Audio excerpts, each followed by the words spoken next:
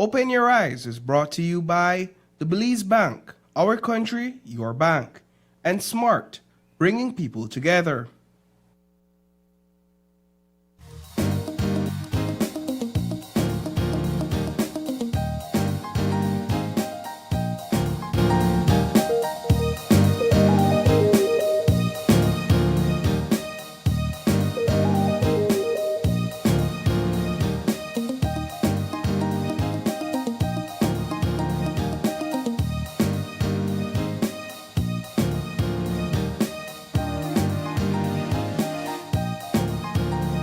Live from the GBM studios in Belize City, it's Open Your Eyes. Start your morning right with your hosts, Sabrina Daly and Paul Lopez.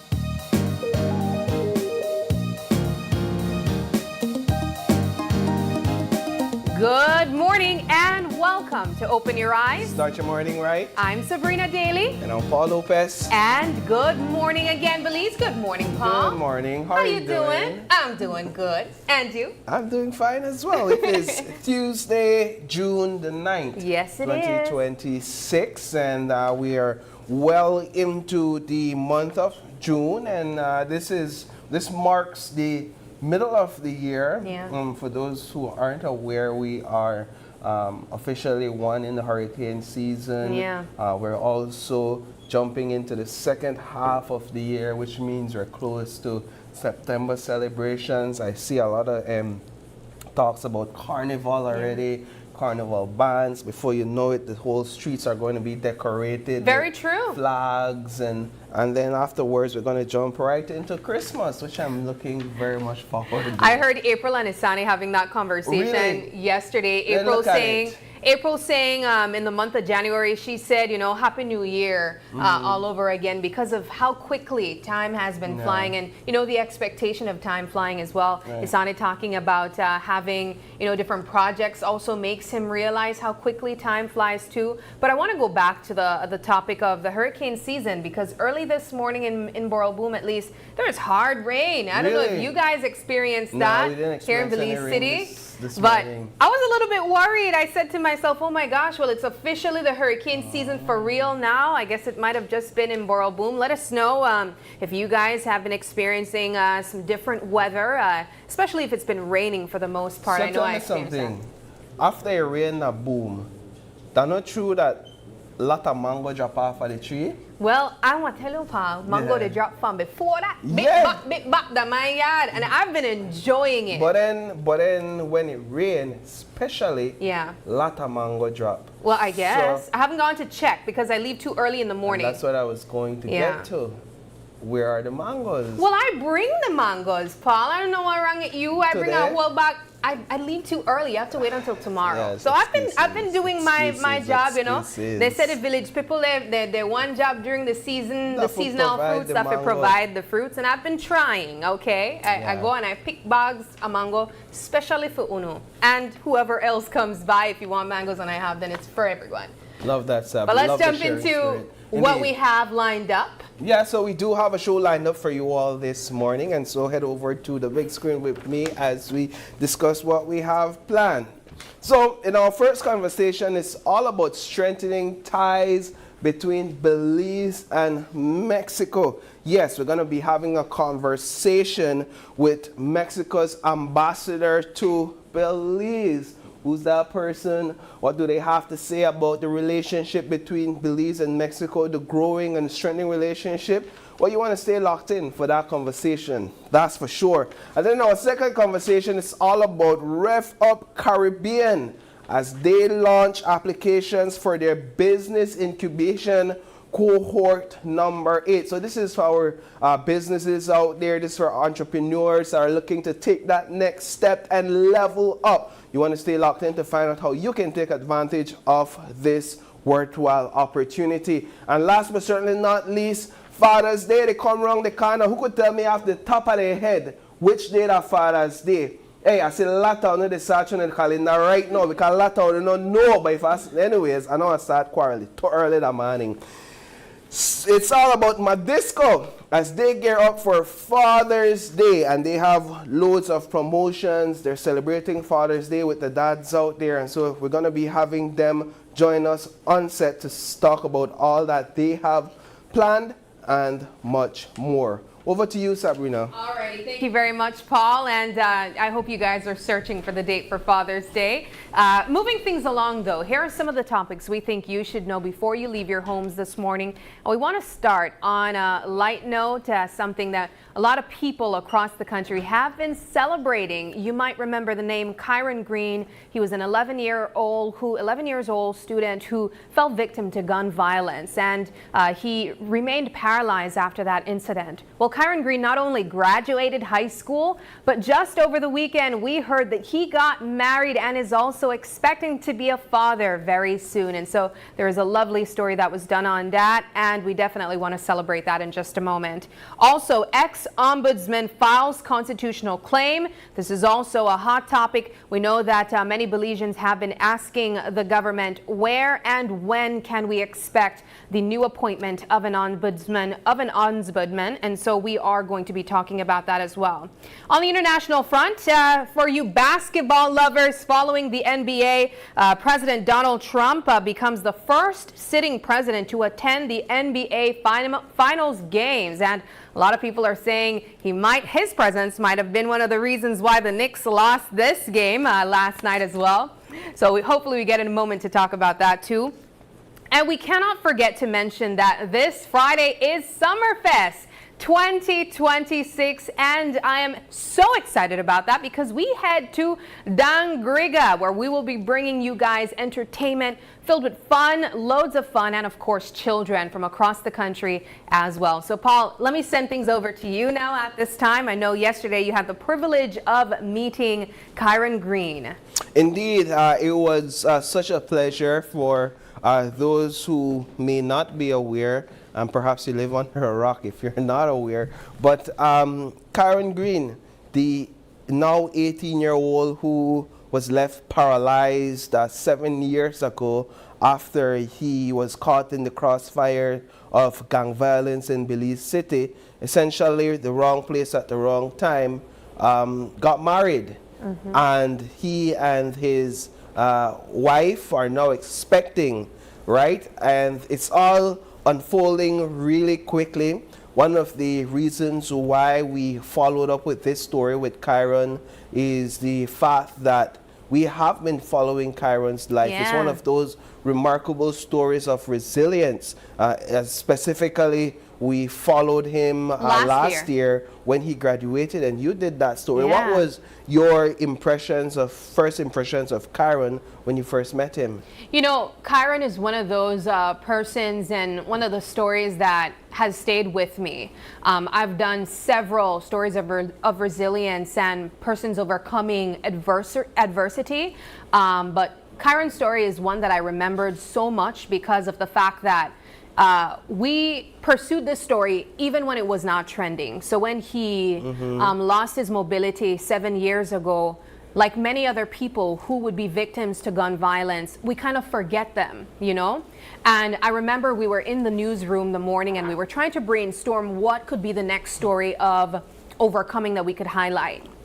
And I believe it was one of my colleagues, Dennis, cameraman Dennis, who remembered him. And he said, hey, you remember this kid, Kyron Green, who fell victim to gun violence, as you mentioned, being at the wrong place at the wrong time. Find out where he is. And I shuffled around trying to find a way to get in contact with him. And coincidentally, we learned that he was graduating that year. And so it felt like, you know, just the perfect alignment. We tried to find his mom, and we got permission to stop in at the school.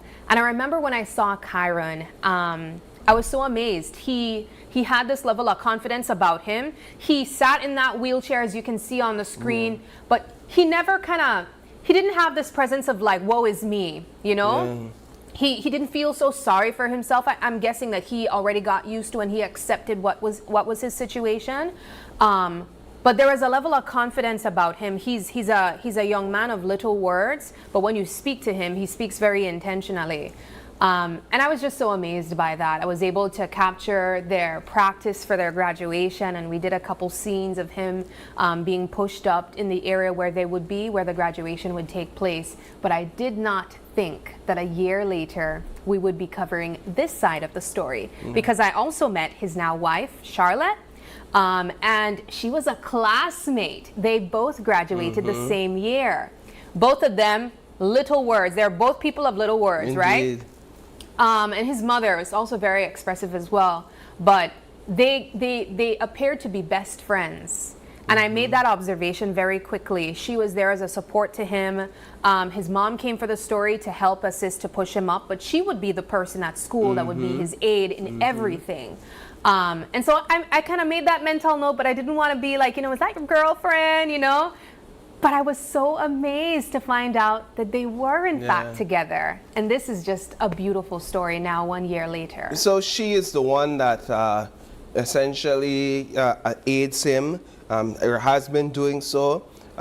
His mom tells me that she takes him on dates, she takes him to dinners, she takes him on outings, and they basically do a lot, if not everything together, right?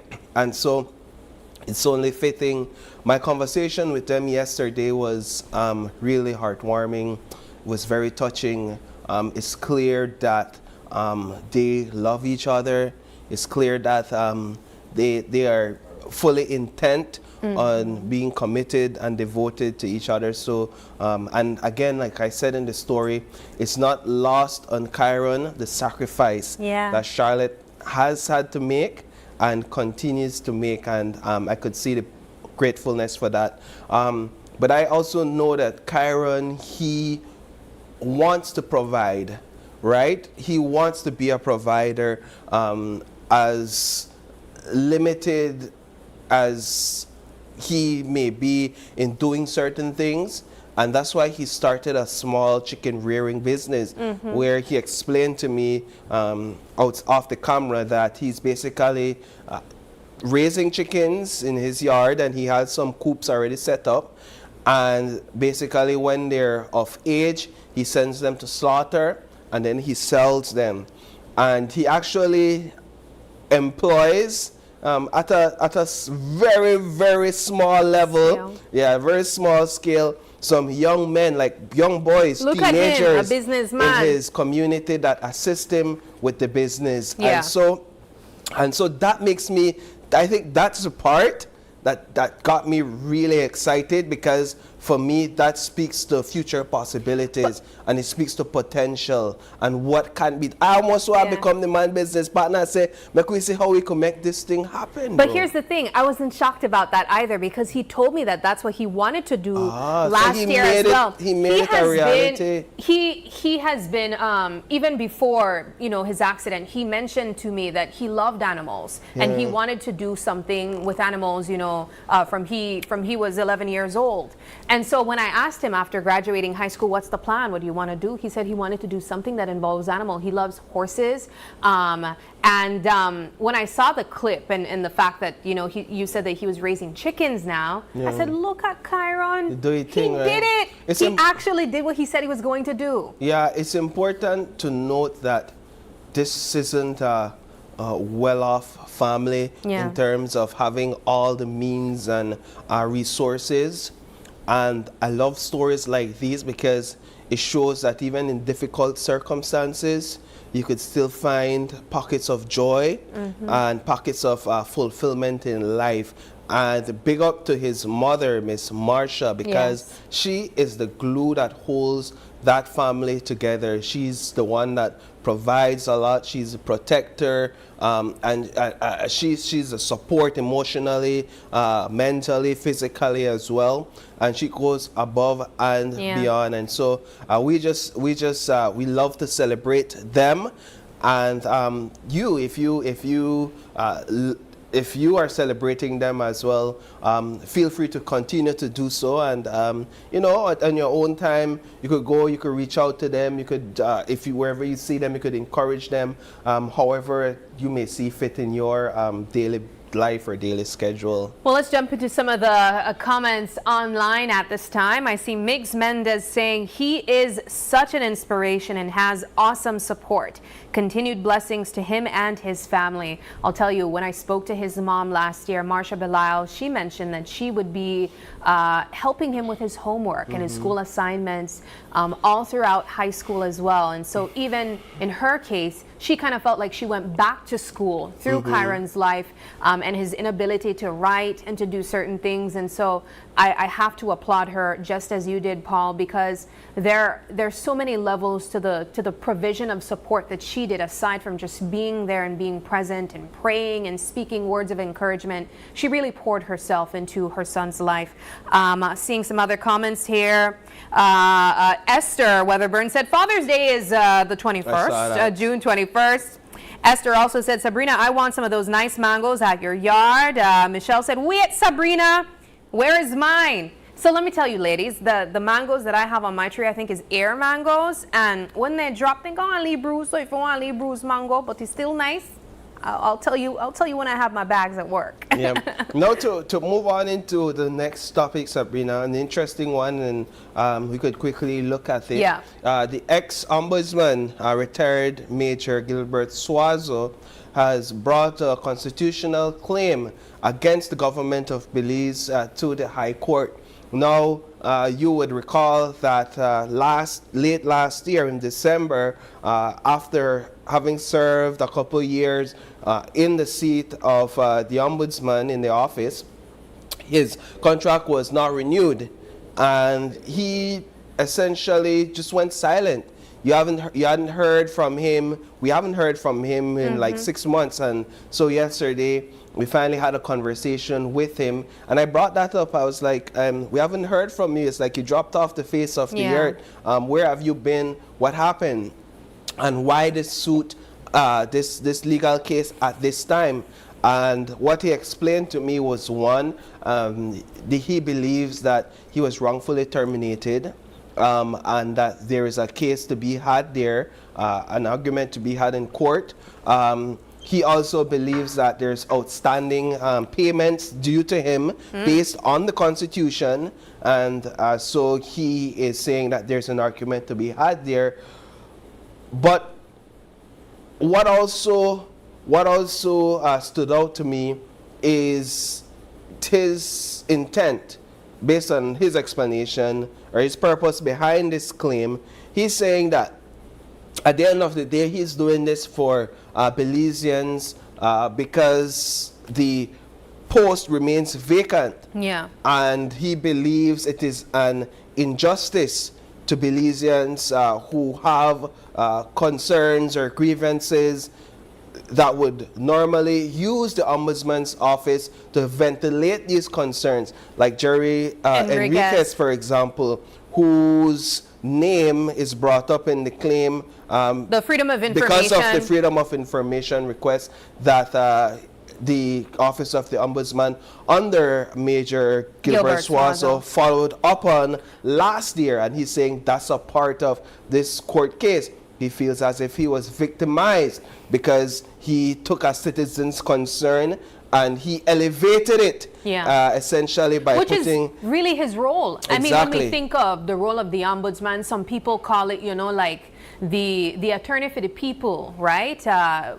People who might not be able to afford an attorney, a lawyer, for whatever reason, you go to the ombudsman's office and you get that support. That's that's provided by the state to them, and so he has a role to question the government if the need is there for information. If there's a citizen who's asking that, if they feel like they were wronged in any public service provision, they could also go to the ombudsman as well. Yeah, and so it's an interesting case, one, because we've been talking about the office of the ombudsman and the contract not being renewed, and we've been speculating that it has something to do with the Jeremy Enriquez FOIA request, but he never confirmed it. Not to mention, this was also brought up in the Senate, where the opposition side was also questioning about that as well. Yes. So it's not only from the media.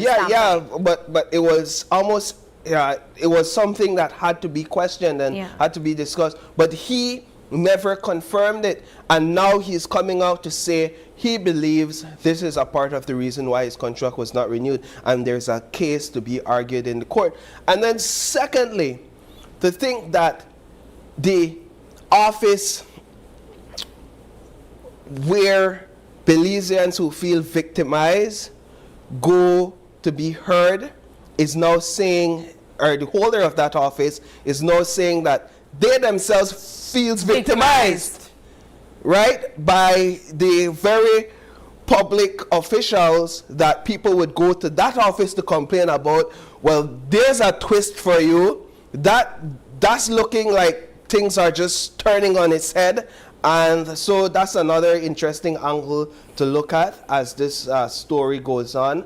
I understand that a date has been set for July 14th for the matter to be ventilated before the court for hearing. And so we'll definitely keep a close eye on that one. Also, on the same topic, we also understand that one of the reasons why there has been a delay for a new appointment or establishment of the Ombudsman's role, the Prime Minister did mention that the office is still open at this time, but they are looking to revamp it of sorts and have it be more like a humanitarian type human office. rights. Yes, human rights type office. Yeah, there's a big confusion there, and I don't know if the Prime Minister was unaware or misrepresented the truth of what this agreement that the Ombudsman signed really is, because he's saying that the Ombudsman signed a document without even thinking, and now the Office of the Ombudsman will become a human rights office, and that essentially that human rights office will take on the role of the Office of the Ombudsman. When we spoke to the former Ombudsman yesterday, he's saying nothing no go so, Paul. He's saying that it's a separate office, the Human Rights Office. It will be attached to the Ombudsman's office, and it will not take on the role of the Ombudsman in terms of getting these sort of complaints, that it will just be an extension of that office. And so it's a technical argument, but it's in the headlines simply because the Prime Minister is saying this is why there is delay. And the former ombudsman is saying, unless he misunderstands the agreement, there's no reason for there to be a delay because of this signing. Well, I want to move things along, Paul, and ask, are you a big basketball, NBA fan? Are you following the NBA? Yes. Who are you rooting for at this time?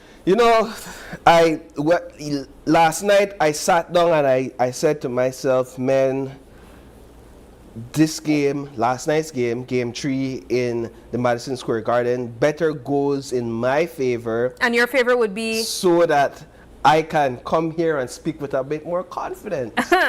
So I have been supporting the Spurs. No! I have been supporting the Spurs. At first I saw them as the underdogs, though they're very capable, and I have an inclination to support the underdogs. They're the younger of the two teams, the more inexperienced of the two teams. And I won't lie, game 1 and game 2 disappointed me so much, but I was also happy for the Knicks. And I was also happy for New York because of the history that they're making. And so while I'm supporting the Spurs, for me, the series could go in any way and I would be happy. But I took great joy in seeing the Spurs and Wembanyama and his team succeed last night.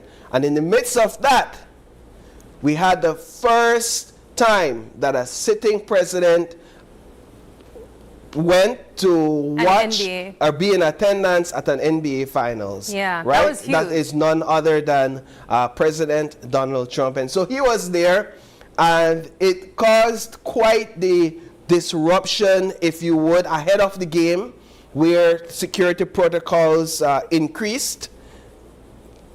And so fans were being advised to attend the game 2 hours prior to ensure Which that I imagine people would still have to go so much earlier than that. If when you think of New York and the traffic and the congestion. By noon, people were already in queue based on reports. For an 8:30 game. For an 8:30 game, right? So by noon, people were already in queue to like go to the stores. You know, you have your NBA stores and stuff like that. But it made it exciting. To know that the president was there. There was also a lot of A-listers, celebrities. I know the mayor of New York was there as well, and so both individuals, though they are on opposing sides politically, they were in the same building yesterday, not sitting side by side, and you wouldn't expect that.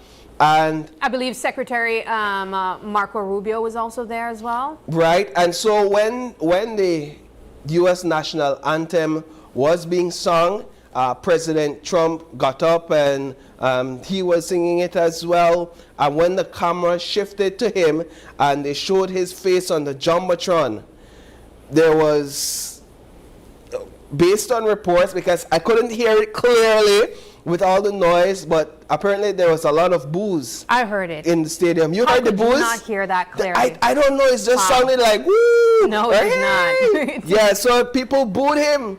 Yeah. Apparently. Of course, it was mixed. There was some applause as well. But you I think that's what I heard. I heard the mix. Yeah. I heard the mix, but they booed him. Some people cheered, and I don't know if that is the reception that he expected. Yeah. But President Trump, being President Trump, didn't seem to be fazed by it. And at one point, it even seems as if he fell asleep. Yes, I saw. Yes, I saw videos of him almost like in a doze, like you know what? Yeah, this is a great game.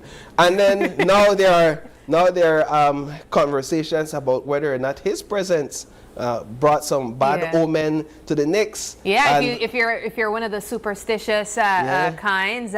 So I'll admit, I am not, one of those sports following persons. I have only recently tried to follow, what's happening. So I'm rooting with the Knicks, right? Yeah, you sound like a bandwagon. Well, you would openly admit you're a bandwagonist. Yeah, I mean, if I like something because someone else like it, then I say, okay, you like it, all right. I trust your view and your judgment. But no, I'm going with it because I had to ride with who I had to ride with, and so I know their girlfriends. And I had to roll it Jordan Woods, right? Yeah. I don't even know the name of the guy that's playing on the court.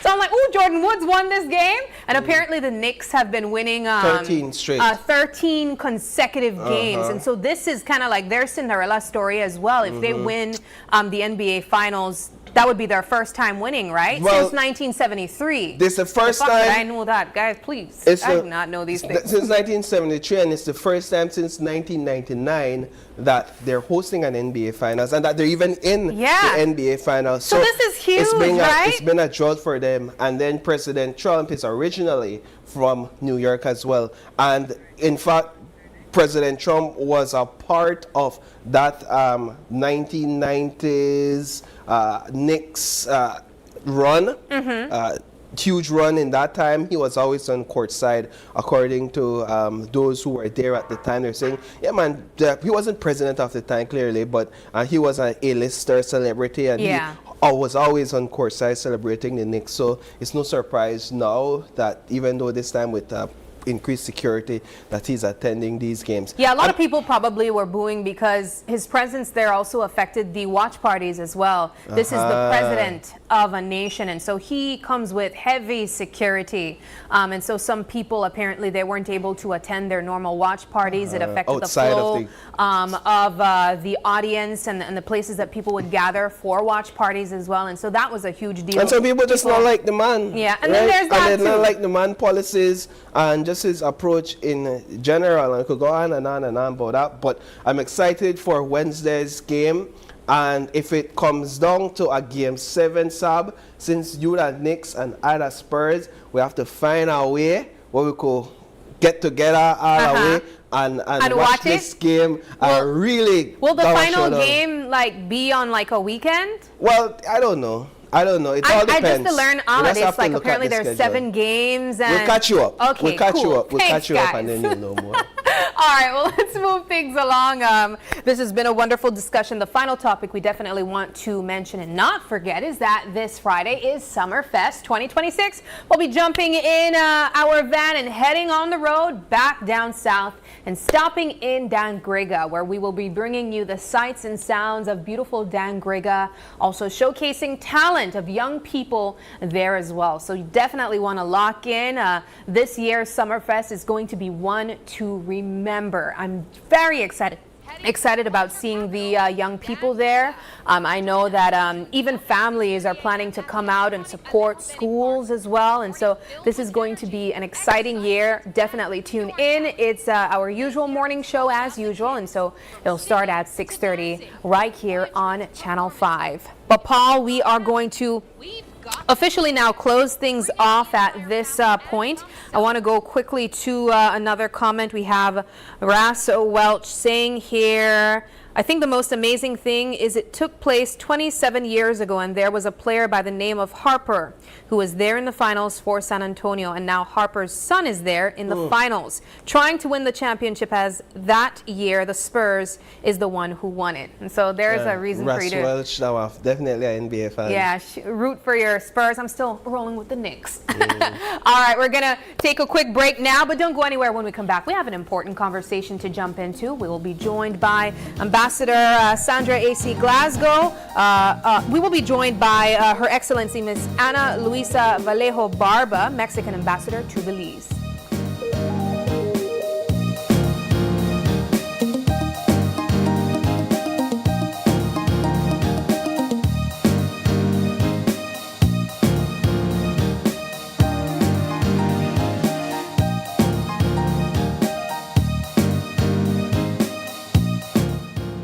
Security, our top priority. We guard your world with strength and integrity. From home, cars and rentals, business too. We make protection simply easy for you. BB Insurance, trusted and true. Clear policies assured.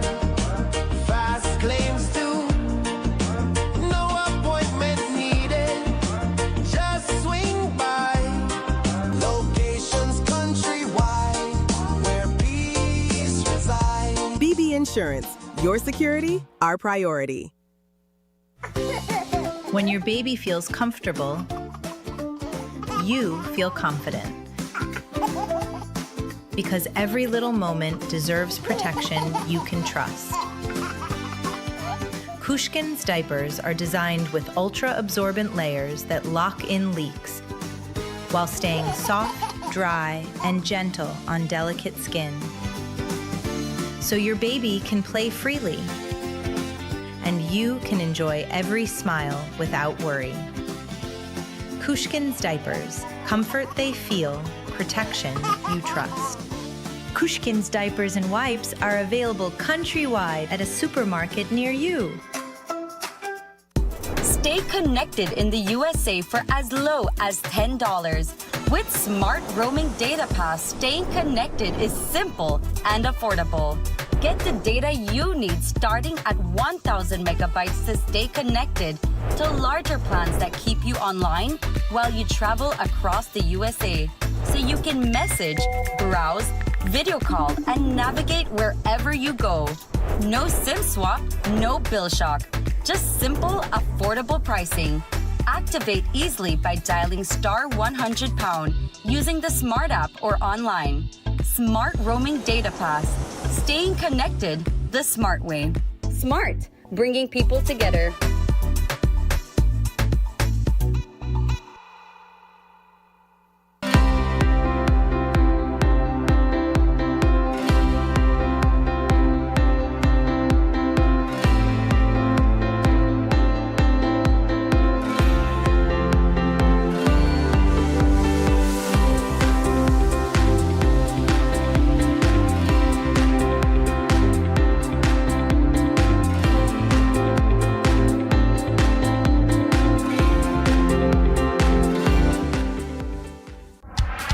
Benny's is kicking off Father's Day with popping deals for dad in the month of June. Visit a Benny's near you and get store-wide discounts on selected items such as Milwaukee and Axie Power Tools, Charbroil Barbecue Grills, car care products, Karcher pressure washers, and much, much more. Make dad happy with popping deals for dad in June, only at Benny's. Benny's, Benny's, oh, Benny's, Benny's, Benny's, Benny's.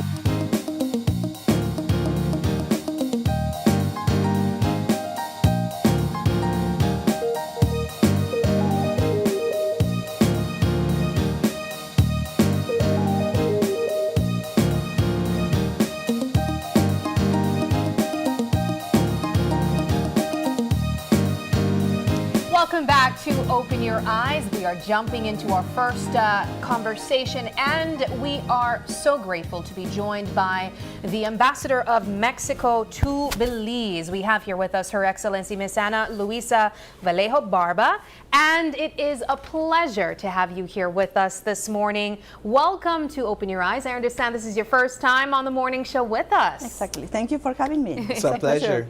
Thank you. Now, we hope to take advantage of the time that we have here with you, aside from the fact that you are our neighbor, you are our sister in Central America. We know that Belize and Mexico has strong bilateral relations. And so this conversation is one that we hope to expand on in learning ways that Belize and Mexico can continue to grow, and of course, learn a bit more about some of those relationships that have been built, including some of the challenges that we continue to face.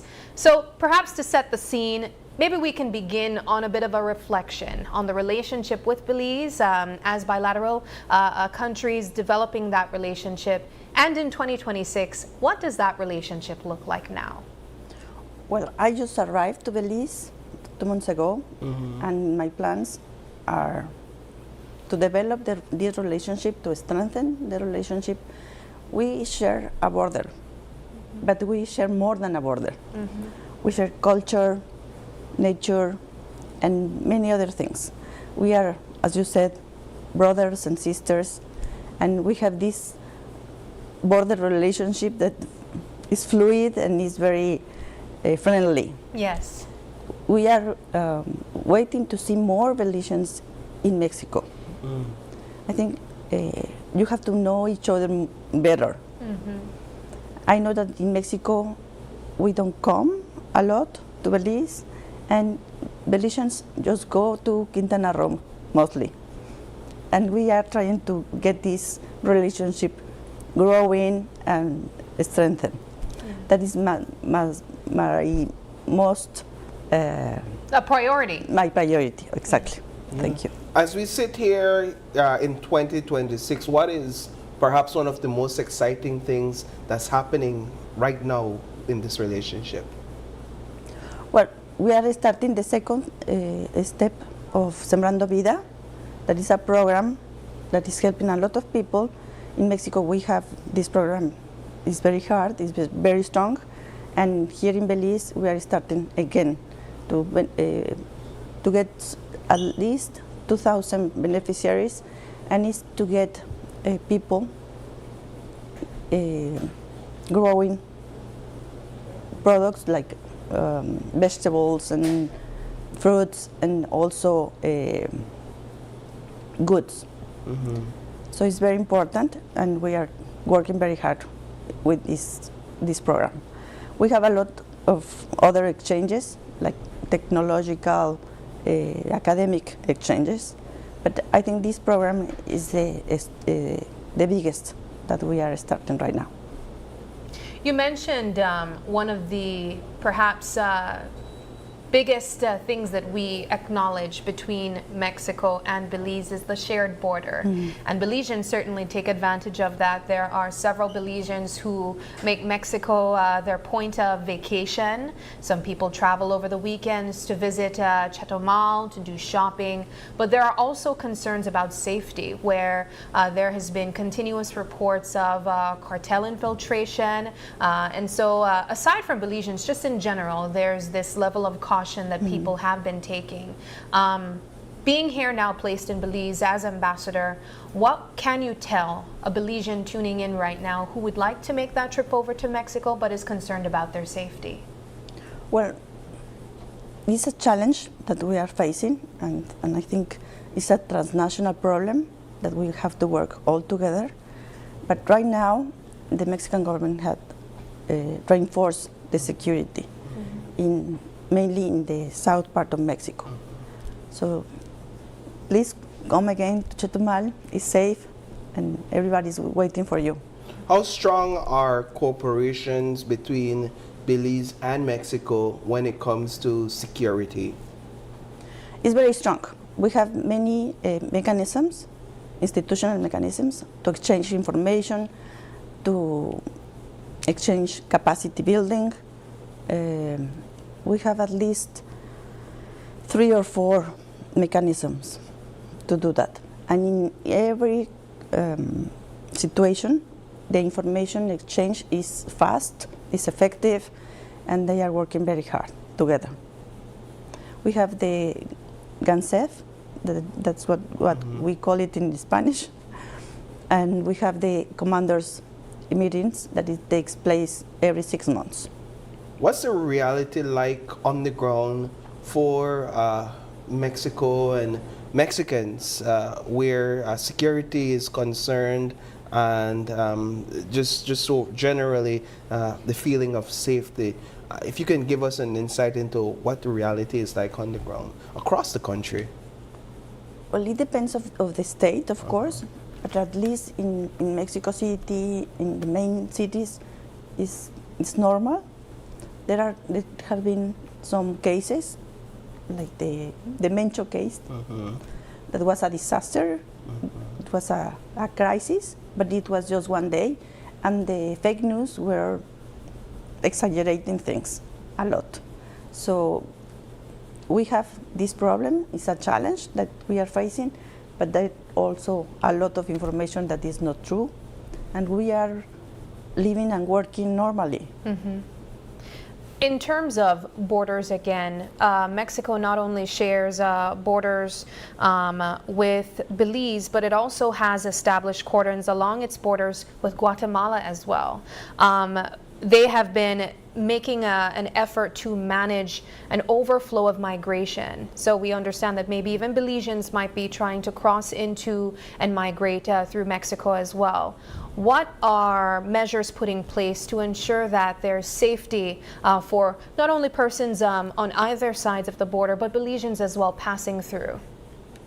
Well, migration is also a problem that we are targeting, and we are trying to make it easier, faster, but also secure and controlled, because we don't want immigrants to be targeted as vulnerable people that are going to be affected by these criminal groups. So this is why we are trying to control the passing of people. In the case of Belize, we have the renovation of the crossing point, and people are going only to the other point. So sometimes the queue is like long, very long, but they are working. The Mexican National Institute of Immigration, they are working to get it faster.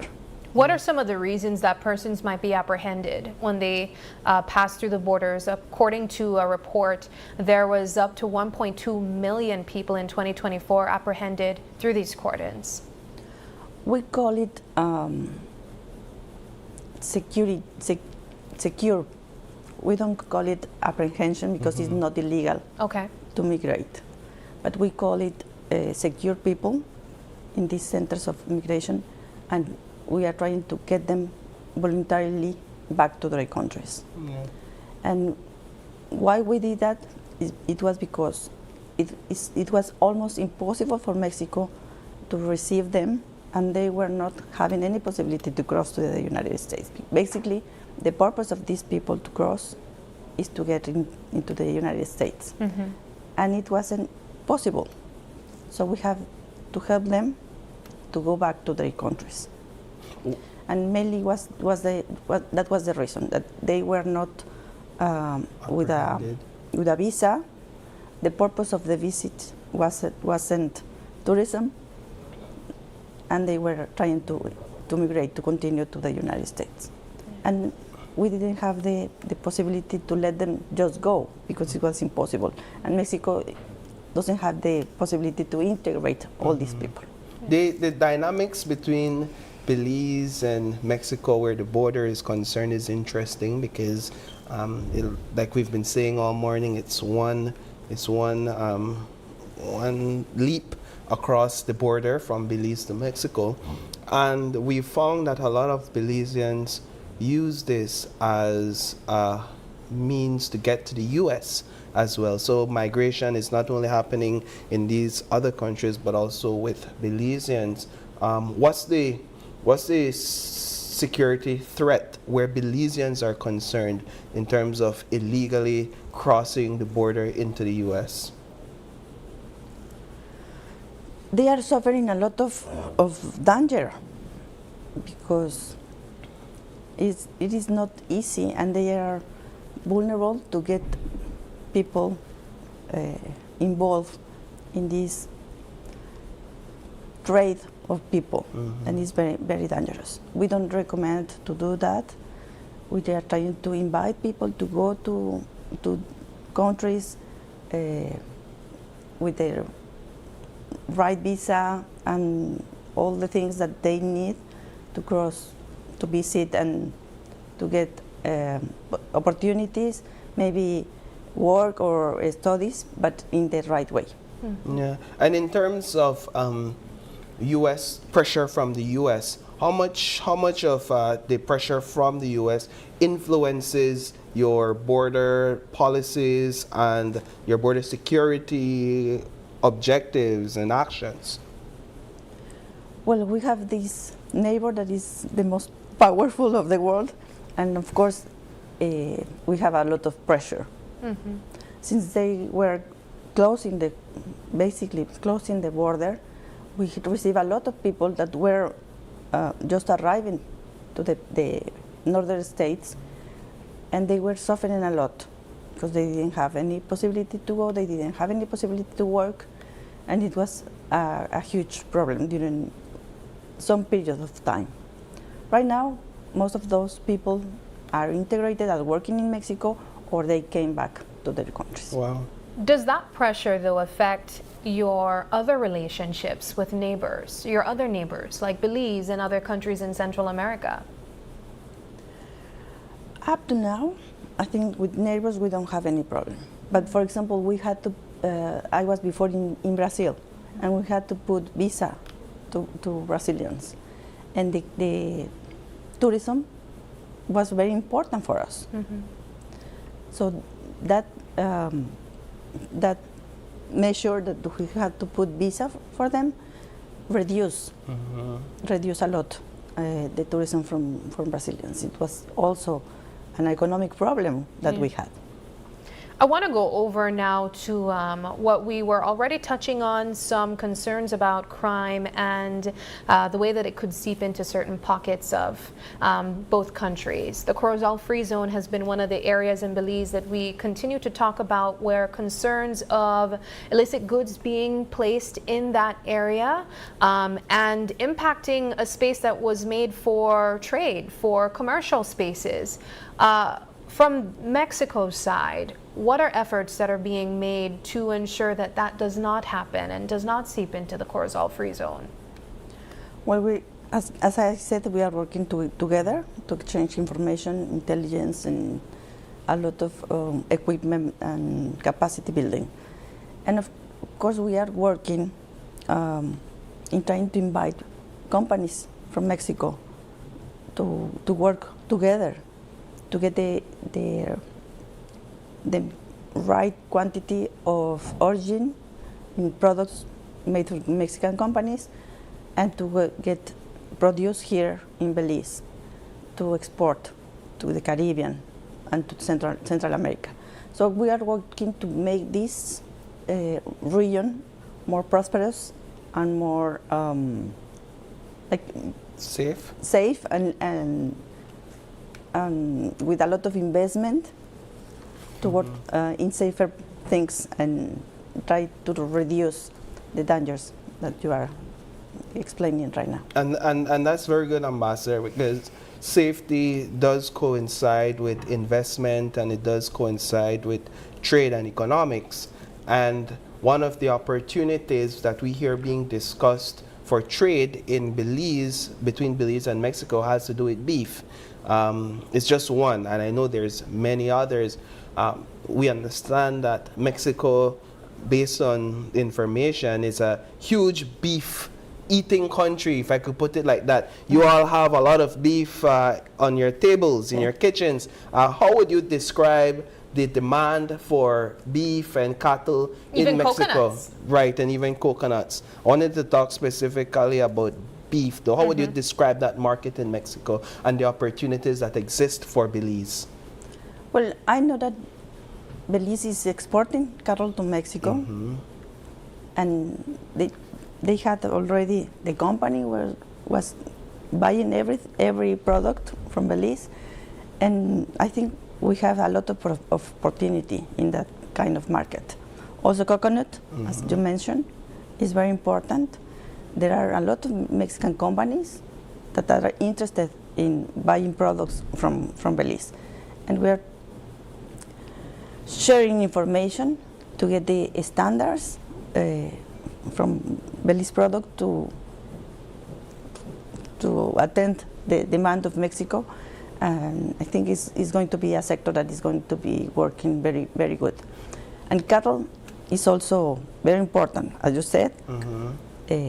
We had a tariff right now because we were working without any tariff, and right now we impose a tariff, but I think that is going to be resolved in a while. What do you mean? Well, explain to us a bit about why the tariff was imposed, and are you saying that now Belizeans that export cattle to Mexico has to pay a tariff on those, and that was never in place? Why was that established? It was just a period that was considered after the pandemic season. It was a necessity for getting the demand in Mexico. And right now that is over, that measure was also over, and we started to come back to the same system that we had before.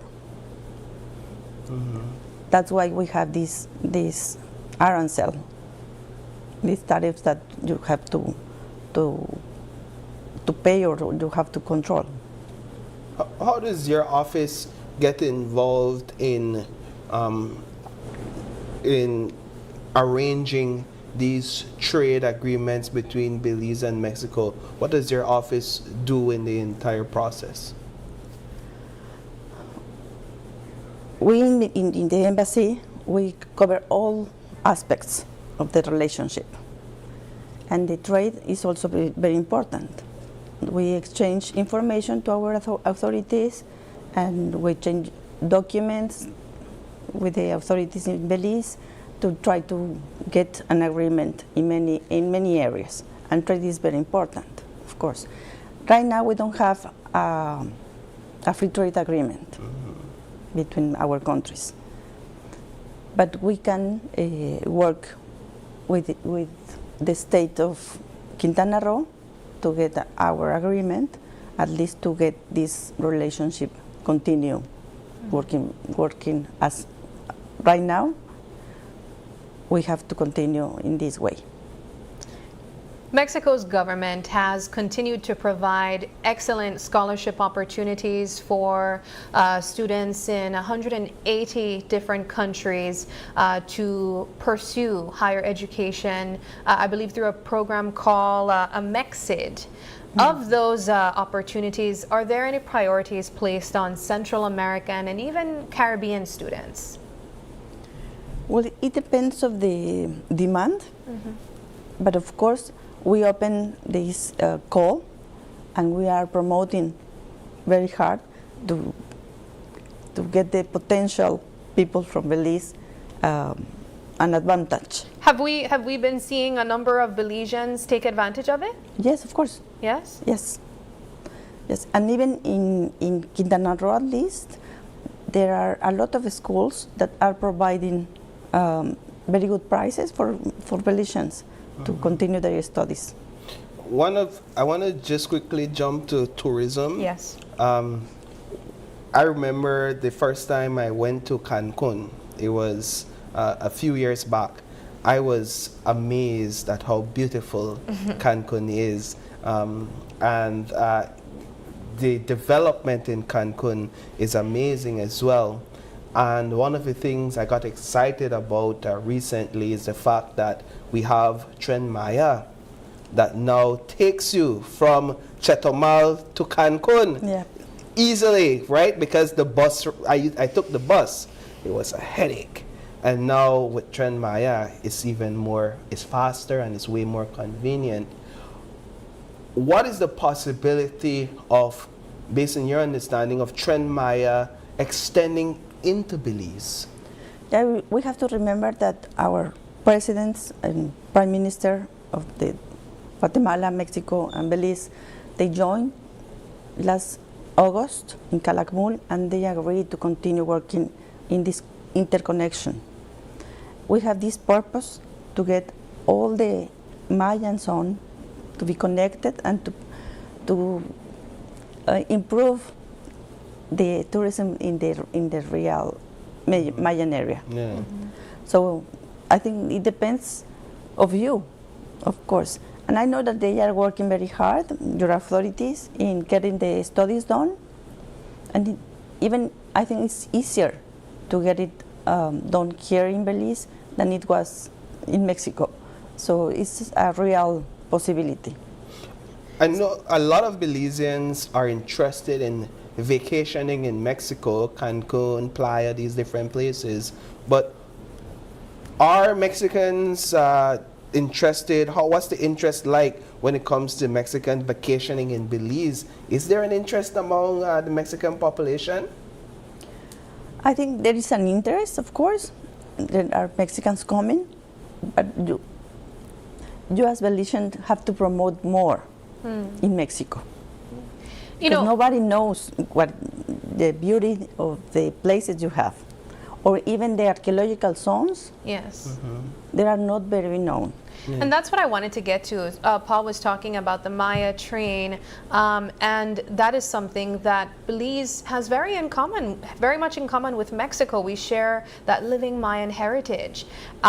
So perhaps my question is, what are we doing to ensure that both Mexico and Belize highlights more of our similarities rather than differences, and sharing a separate story of our cultural identity? I think we have to work in these complementary things and forget in this competition that maybe we have, because we have beautiful places, beautiful beaches and so on, but we have this opportunity to work together to share this opportunity to the world. Yeah. And that's a part of where the Mundo Maya comes in, right? So versus where we're, instead of being competing destinations, we can become one destination hub. Mexico, Belize, Guatemala, Honduras. So that's an excellent position there, Ambassador. For you, having been in Belize for a short period, what stands out to you about our attraction and about our destination? What stands out to you? I haven't been in the. Oh, you haven't place been that that I much? know. Okay. Yeah. I haven't known almost anything, but I think the most attractive you have is your people, because you are very kind and happy and friendly, and I think it's a very attractive thing to share to the world. You mentioned earlier about some pressures that Mexico might be experiencing from the United States to protect its borders, to control migration. But one of the more recent news that came out was the collaboration between Mexico and Belize in providing goods to persons living in Cuba. We also know that there are a lot of pressures that the Cuban government has been experiencing from the United States as well. What is the position of Mexico in providing this type of support to Cuba, and why is it important? As we see it, is that we are facing a crisis, a humanitarian crisis, and we always help in this kind of situation. And it was very important to share with you this embark that we had yesterday, and I think it arrived on Sunday. But we have been working with Caribbean countries and with Belize to get this help arriving directly to the population. And we always have been a very strong position to Cuba to attend this situation as humanitarian crisis. Yeah, but how concerned is your government about pushback from the U.S. because of this action? It's a position that we have been forever. Mexico was the only country that was against the expulsion of Cuba from the organization of a summit of the America. Yeah. And we have been in this strong position forever, and we will continue. All right, well, let's move on to perhaps some lighter topics. I understand that the World Cup is set to take place in Mexico as well, and we know that football is a big deal to our neighbors in Mexico. Are you a big football fan, Ambassador? And if so, what are your thoughts? What are the thoughts of the people right now in Mexico to host this event? I'm not a very fan of football. I don't even understand much of the game, but in Mexico, is every World Cup is crazy. We have to share T-shirts and we have to organize events. And by the way, I want to invite you to the exhibition of the game that we are having in Belmopan this week on Thursday at 1 o'clock. We are projecting the game in the University of Belize. Oh. Please, everybody come. There you go. You We wanted have to to ask support about Mexico. how Belizeans are invited? We have to support Mexico. Yes. So Mexico is playing on Thursday. Yeah, it's the inauguration game. Yes, it is. Yeah. It's the ceremony first at 11:30, and then we are having this match. Do you know who they're against playing South against? Africa. Oh? South Africa. South Africa. Oh, that's a big deal. Ambassador, you're saying you're not a big football fan, but you know the details. You have the stats. So you're playing against South Africa on Thursday, and you're basically inviting Belizeans to go to UB, right? Yes. In Belmopan. It's going to be in the auditorium of the university, and we are waiting for you. I love Excellent. that. All right. Well, Ambassador, it has been a pleasure speaking with you this morning. We appreciate the time that you've taken to share information from what your office is doing here. And of course, we hope that you continue to make Belize your home and you enjoy the warmth of the people here in Belize as well. I really thank you for this opportunity to share with my English that is not that good, but to share this information with you. Yes, you did very well, Ambassador. Thank you. Thank you. Alrighty. Well, we have to take a quick break now, but don't go anywhere. When we come back, our next conversation is all about RevUP Caribbean launching applications for Business Incubation Program Cohort.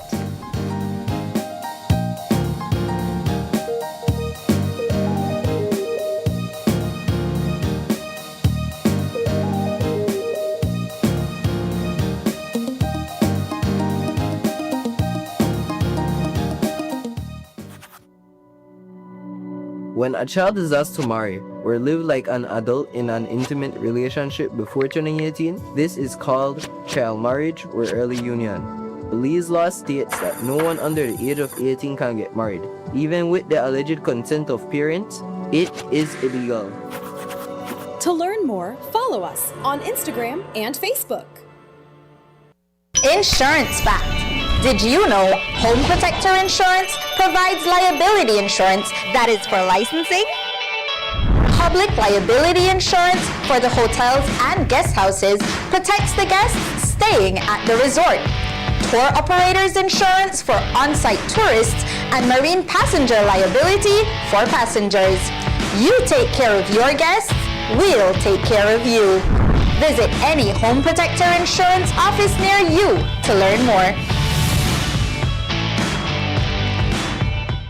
Ever had your card declined? Now it doesn't have to be.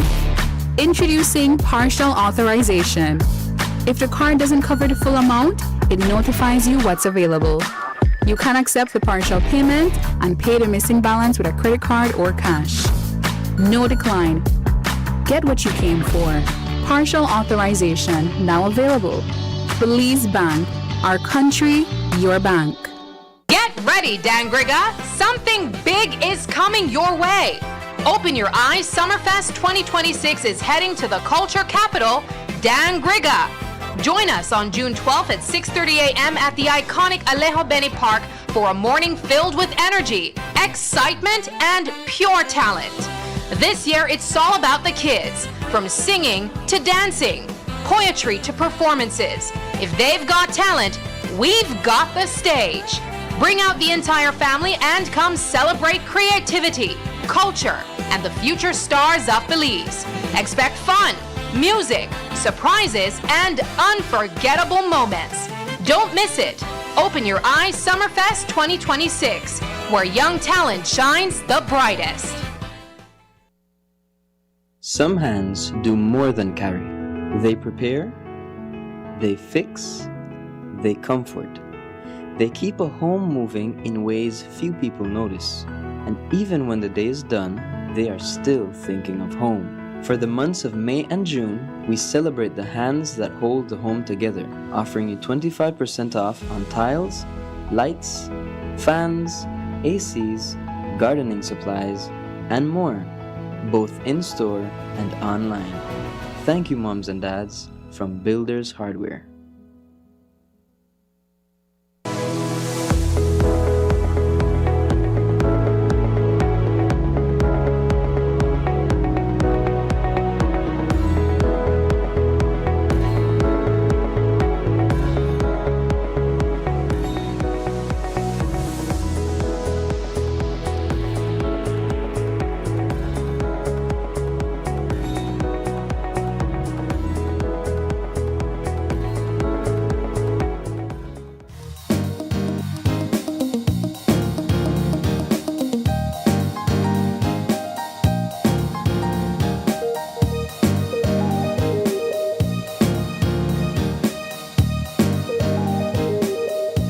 Welcome back. Thanks for staying tuned with us. This is our second conversation for this morning, and it's all about RevUP Caribbean. And we have joining us on set, the Managing Director at RevUP Caribbean Limited, Ms. Sandra Glasgow. Good morning. Good morning, Paul. Good morning, Sabrina. It's so good to be here with you this morning. It's a pleasure having you here, and also welcome to Open Your Eyes, and welcome to Belize. Oh, thank you. It's my first time here, so I'm excited to be here. And we are excited to have you on set, especially given the fact that you are working with businesses and entrepreneurs and giving them that rev up to take their businesses to the next level, and that's what we want to talk about this morning.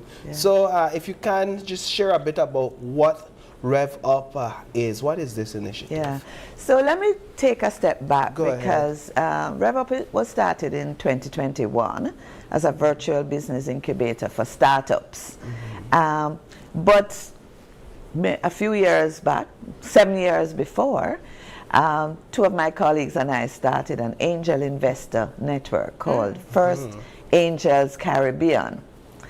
And we started First Angels because, you know, historically startups have had really poor access to financing. And we wanted to support our startups in the region. I don't know if you know about angel investing, but you can tell us a bit about what that is. Angels, and the name suggests it, are high net worth individuals who are willing to invest their own personal funds in startup companies. You know, usually somebody starting a company turns to what I call the 4 Fs. Friends, family, founders themselves, and fools. People who really believe in their mission. But usually that funding is not enough to get to scale the business. And you need angels who come in at the very early stages when the business needs cash to grow, and they typically buy shares in the company to help the business grow. So we, to date, First Angels has invested in 14 companies, invested about $3 million in these companies. But back in, I would say, 2019, 2020, we took a stock of our portfolio and realized that the founders, for the most part, were very good with their technical aspects of their business. So they could build a website, or they could start a creative agency, or they could make chocolates. They didn't know how to effectively grow and scale the business. And that was affecting the ability of the angels to get an exit, which is when the company grows to a certain stage and they list on a stock exchange or a strategic buyer comes in, then they get their returns. It kind of sounds like Shark Tank. Well, it is. I mean, I keep telling people Shark Tank is a TV show, right? So, you know, it's all staged. But it is, in fact, what the sharks do. And it's interesting because for our 10th anniversary in 2024, we invited Damon John, who is one of the sharks. And we had a lovely dinner, dinner event to celebrate our 10th anniversary. So in 2021, we started RevUP Caribbean. And the idea is we are looking for founders who are preparing themselves to get investors in their companies.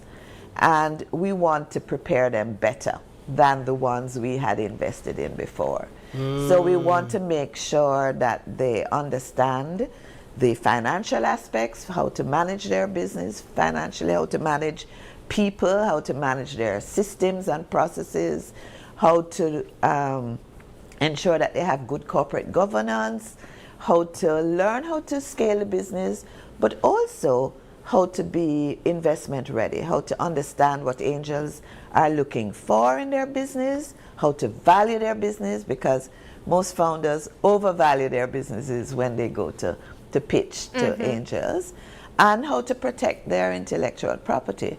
So we curated this 5-month incubation program that is virtual, of course, because we started in 2021 in the midst of COVID. And we are targeting founders throughout the Caribbean.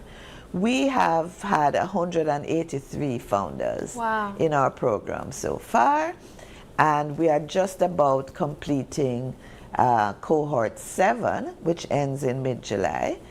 And at the end of July, we start cohort 8. So we are here in Belize, and I was in Suriname last week promoting cohort 8. Now, cohort 8 is very special because what we're doing for cohort 8 is to blend our program, which is an award-winning program. We've got awards from many organizations. We want to blend that program with the Bridge for Billions platform, which is a totally virtual platform, allowing the founder to work at their own pace on certain aspects of the program, but also blend it with our face-to-face aspects, with meetups, with our weekend retreat. So Bridge for Billions is a global platform that has trained several thousand entrepreneurs across the globe. And very importantly, it has a strong mentorship element. We have mentorship in our program as well, but in the Bridge for Billions program, there's a mentor available every week for the 5 months. So we're launching this program, which starts on July 27. Our applications are open now, and so we're urging founders who have businesses that have the potential to grow and to attract investors to apply at our website, RevUPCaribbean.com. What are the type of businesses that you guys are looking for? I understand that there was, in fact, a Belizean that has benefited from this program before, but to the common person tuning in right now who has a business that they truly believe in, oftentimes they might hear these programs or these opportunities and they might question if they're good enough. If it's for them. If it's for them. Yes. Yeah, so we are looking for, well, first of all, we're sector agnostic. So we're accepting founders who are tech founders, who are in agribusiness or the energy sector or, you know, Can it be a wide range. Does it have to be only a product that they're selling, or No, can they a be service. selling a service? Absolutely selling a service. Okay. The key thing is that they must be wanting to get financing for the business. Okay. The business should be, you know, maybe under 5 years old. We say 3, but actually, you know, we have accepted people who started a business 5 years ago. They must have a founder who is the person who is actually going to be the front person on the program. They should ideally have a team, but the truth is that many of them are solopreneurs, and part of their scaling strategy is to get a team put together. So they should make sure that they have time to devote 6 to 8 hours a week for the next 5 months.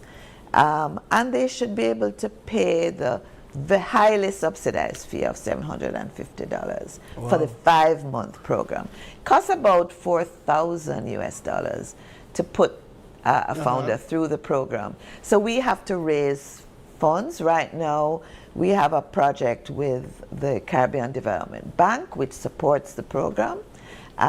In the early days when we started, it was funded by IDB Lab. And we have private sector funders as well. So, you know, as long as you are, you have a startup that has not at the idea stage, you actually have a business. You have what we call traction, which means you have some customers and ideally have revenue, even profits, but you want to grow and scale and you're looking for financing, willing to devote the time to spend on the program. This is for you. I think there's based on what you've said, I hear there's a lot of boxes to check, right? Yes. And it makes me question if this actually makes it easier or a bit harder to build a business. How do you respond to that? Well, listen, building, you know, one of the things we emphasize, entrepreneurship is hard. You don't shy away from that. It's not easy. Yeah. But what we want to do is to give founders the tools, the skills, the knowledge to grow their business. And listen, there are many successful startups throughout the region, and we want to grow the community of startups. We actually have RevUP community, which is the 183 founders who have passed through our program. We believe that entrepreneurship is important for the growth of our Caribbean economies, and the only way you're going to get that growth is really for new businesses starting and succeeding and being sustained over the long term. Here you all are looking, is it that you're looking to take businesses to a certain level versus, let's say, for example, a small business that may want to stay small, or then that wouldn't be this. No, we're not interested in. We call those lifestyle businesses. Lifestyle businesses. They simply want to do enough to pay their rent and make ends meet. No. We're looking for founders who have growth aspirations, who have a vision for this company to be 100 times bigger than it is today, right? And with the help of angel investors, they can get there.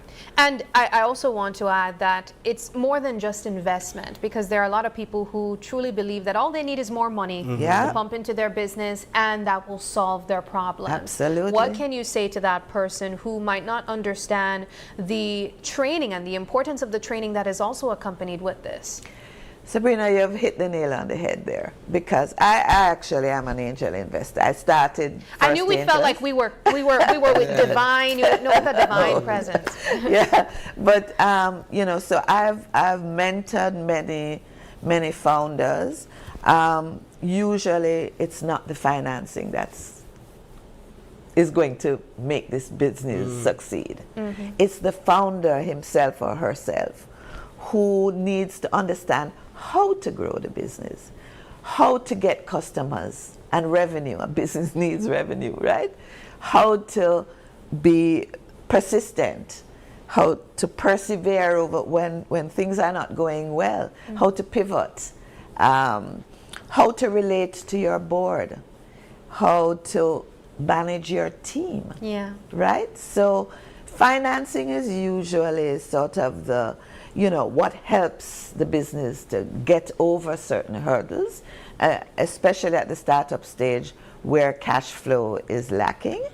That's where the funding comes in.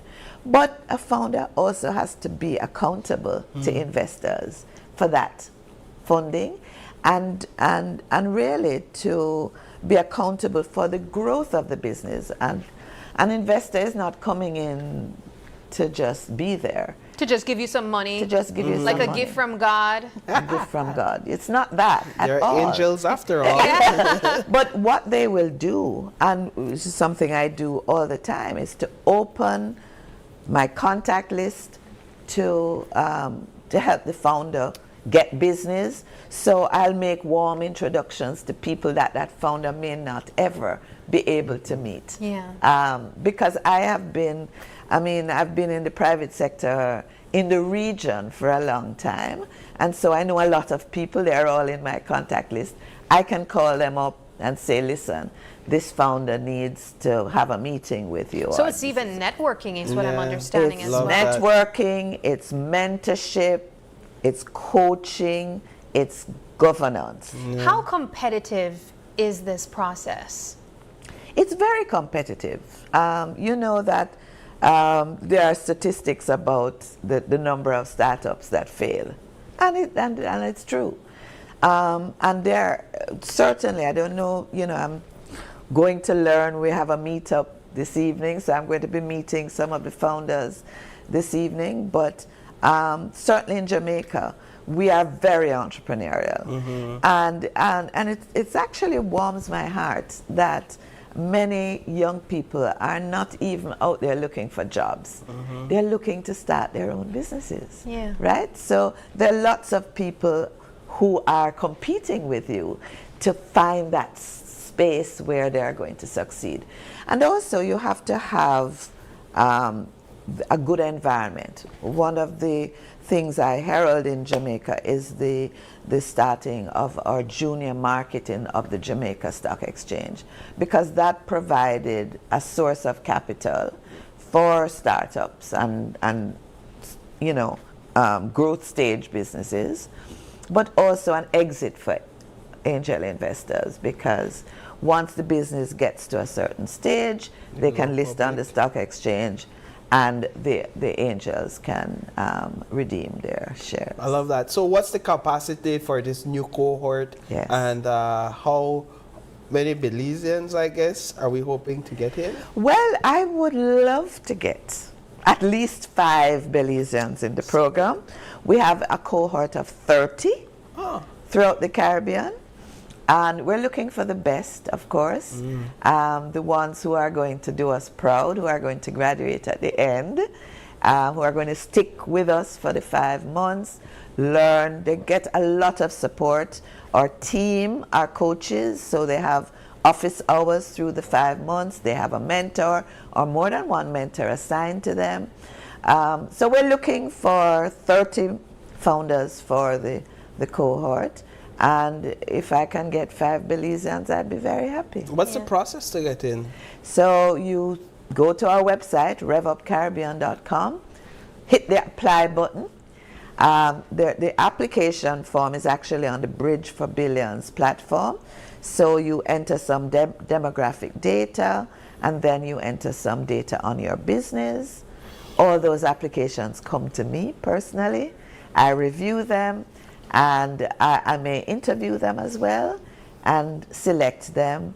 And then, you know, they get communication from us as to whether they have been accepted. I don't want to say rejected, maybe accepted for this cohort. A lot of the people who have applied to our program may not have got in at the very beginning, but I say to them, work on your business, and the next time it may be your time. Excellent. Well, Ms. Sandra, this has been a wonderful conversation. I certainly hope that there is some entrepreneur tuning in right now who believes that this program is for them. Please apply. Do we have a deadline for the application? June 30 is our application deadline at RevUPCaribbean.com. Excellent. All right. Well, we have to take another quick break, but don't go anywhere. For those of you who remembered the date of Father's Day, well, we have a special segment coming up, how Madisco plans to celebrate the dads.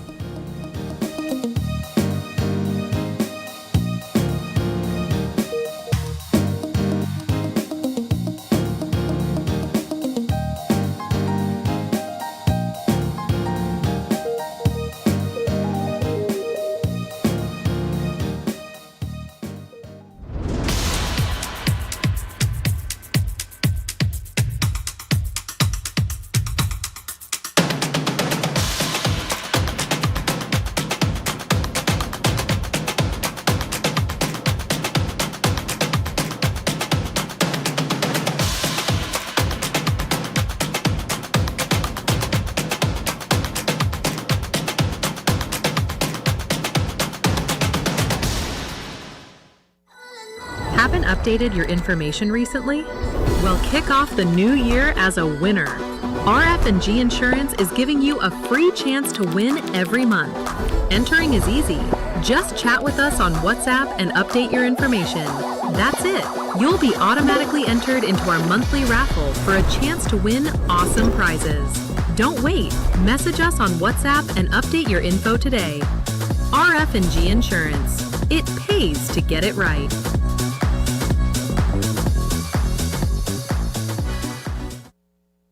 Life moves fast. Your connection should keep up. Need more credit? More data? A flex bundle that fits your lifestyle? With Smart Prepaid, they're a prepaid option for every lifestyle and budget, making it easy to stay connected wherever you are. Because with Smart Prepaid, you can connect on your terms. Purchase credit, data, flex bundles, prepaid plans, and all your favorite prepaid services at any Smart agent, Smart showroom, or simply dial *100# key. No stress, no waiting. Just fast, easy, convenient ways to stay connected every day. Smart Prepaid. Connect on your terms.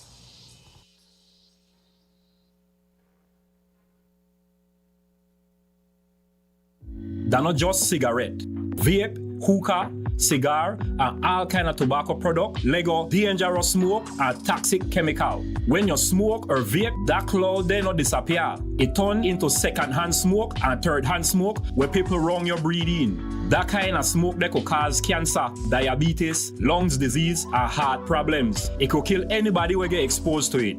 If you smoke or vape, go outside, far from people. Everybody deserves to breathe clean air.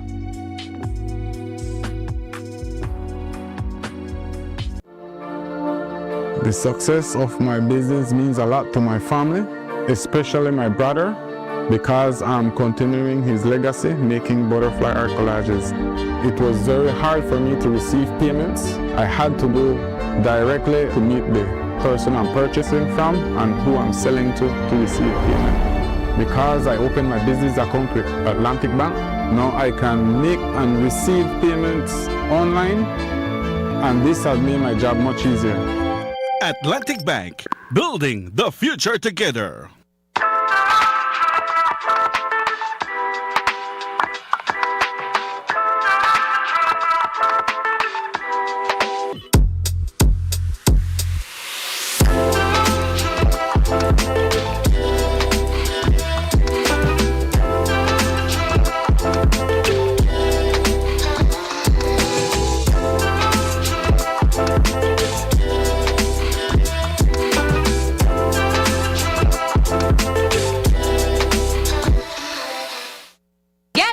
Dangriga, something big is coming your way. Open Your Eyes Summerfest 2026 is heading to the culture capital, Dangriga. Join us on June 12th at 6:30 a.m. at the iconic Alejo Beni Park for a morning filled with energy, excitement, and pure talent. This year, it's all about the kids, from singing to dancing, poetry to performances. If they've got talent, we've got the stage. Bring out the entire family and come celebrate creativity, culture, and the future stars of Belize. Expect fun, music, surprises, and unforgettable moments. Don't miss it. Open Your Eyes Summerfest 2026, where young talent shines the brightest. We at Full Tech Systems understand that technology isn't just a tool, it's a game changer. At home, smart devices and AI are revolutionizing daily life. In education, tech is making learning more interactive and accessible for students and educators alike.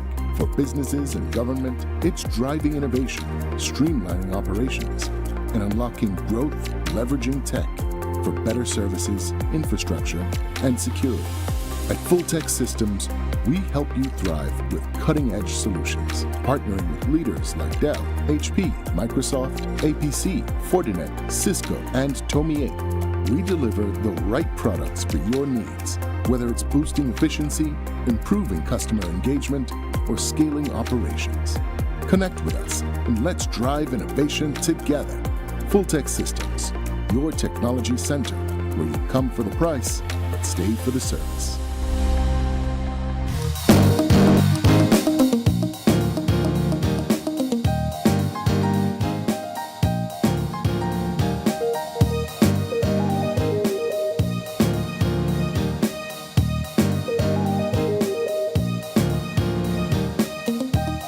Welcome back. This is our final conversation, and of course it is not the least. We've been talking about Father's Day, Paul, and of course we even posed the question to you guys, when is Father's Day? If you can tell us when is Father's Day, you might be taking a shot with us in just a moment, because we have here with us our friends from Madisco, and they are celebrating Father's Day big this year. We are joined by no stranger to you guys. We have here with us Aisha Williams, she's the event marketer. We also have here with us Daver Mogale, beverage coordinator and events, and Christy Cruz, beverage sales associate and administration. Guys, thanks so much for joining us, and Thank welcome. you for having us. Morning. I see you brought a lot of goodies this morning, a lot to display and talk about. Yes. Yeah. Now, as I mentioned, I know that Madisco celebrates the moms. We spoke about what they had in store for the moms earlier this year, and we can't forget the dads. Dads always say, "Oh, they get the socks and barbecue grill, utensils, cologne if you're lucky." Boxers, whatever it is, of course. But we know that Madisco never may forget the dads. And so let's jump into what we have lined up for dads this year. Okay, so for Father's Day this year, we actually have a raffle going on. Same concept as most of our raffles. You just simply spend $25 at either one of our branches, Belize City, San Pedro, Belmopan, or Hopkins, Stan Creek. And you get to win a DeWalt tool carry case filled with drinks. That is prize 2. 2. Oh, okay. And for the first prize, they'd be getting a one-night staycation for 2 at Sunbreeze Hotel in San Pedro. There you go, dads. They get something big. So this package actually includes a round-trip ticket for 2, breakfast and dinner for 2. They get the one-night staycation for 2, and they also get a snorkel tour at Holchan Marine Reserve and Shark Alley for 2. So that's package. A full package. How you feel about that, Paul? You feel like that's one good Father's Day If I gift? win. I mean, so you're a dad this year and last year, and so you to look out for good gifts, right? Of course. All right. And the ways to get into this raffle is pretty easy. Tell them, Aisha. Well, like I said before, you just simply spend $25 at either one of our branches. $25 or more qualifies you to enter into this raffle, so it's pretty easy. When is the drawing date?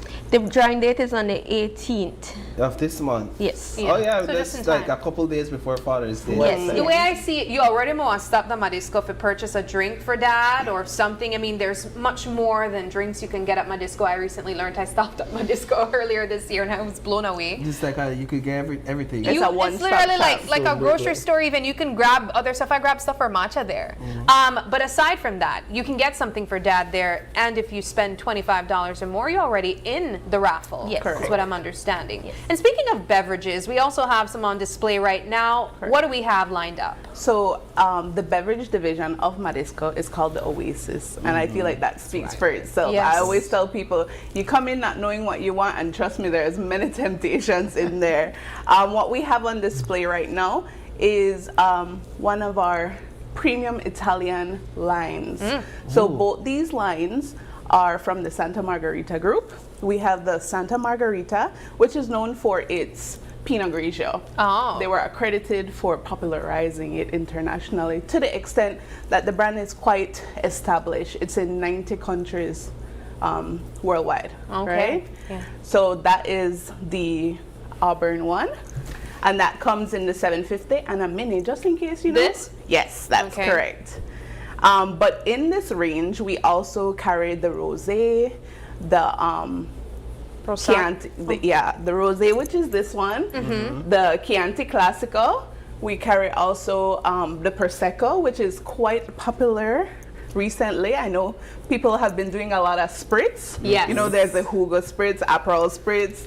The possibilities are endless, right? But along with that line, we also carry Torresella, which also falls under them. What is that? So this line, it's what it's called, It's but called Torresella. they have multiple varietals in it. So it carries the Merlot, the Pinot Grigio, the Rosé again, and then 2 sparklings. Oh, this is lovely. Yes. What's popular right now? Like, what are people asking for when they stop in at Madisco? There's asking for sparkling. This has to do with graduation, you know, Father's Day. There are a lot of people celebrating. Yes. And the fizz, the carbonation, it gives that extra oomph. There's prom as well. Yes, prom. Yeah, and prom, you want that, you know? Yeah, that little extra. Yeah, that little extra. Yes. So Those are popular. What we think will be trending soon is because of summer are the rosés, the whites. You know, you think poolside, something crisp, because in this Belizean heat, you know, it's quite intense. Now, I want to get Davir in the conversation because I heard that you guys brought something for us to try as well. What do you have here for us to try?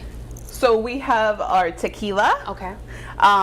We are exclusively distributing these tequilas to Belize. They are the Ultimo Agave, which will be this one and this one. It comes in a Blanco and a Reposado. And we also carry the Casco Viejo. Would you like to try? So the good thing about this tequila, it's blue. 8 o'clock in the morning. I know, right? It's like it's 5 o'clock somewhere. I'm laughing because it's 8 o'clock in the morning. It's like, oh yeah, we have this tequila. Would you like to try? Would you like to try? It's celebration of Father's Day. It's kind of like a drink that dads would love if your wife or your kids got you, you know, this type of tequila. I totally agree. Yeah, you'd say that's the best gift I've ever been given. Right, All right. especially the Ultimo.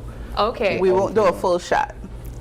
Just a little. Yeah, just a so, little. like I was saying, this tequila is pretty special because it's blue agave. So it's not like no, you got to get everybody in on it. No, you're not going to suffer alone. I was trying to sneak This it Rhythm's out. company.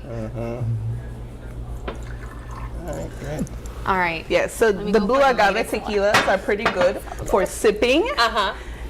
And they go down pretty much smoother. Okay. They so go you down sip smoother. Yes. Yeah, but we're gonna shot. But we're gonna shot it today, just for time. Cheers, guys! Happy Father's Day. Happy Father's Day. Okay.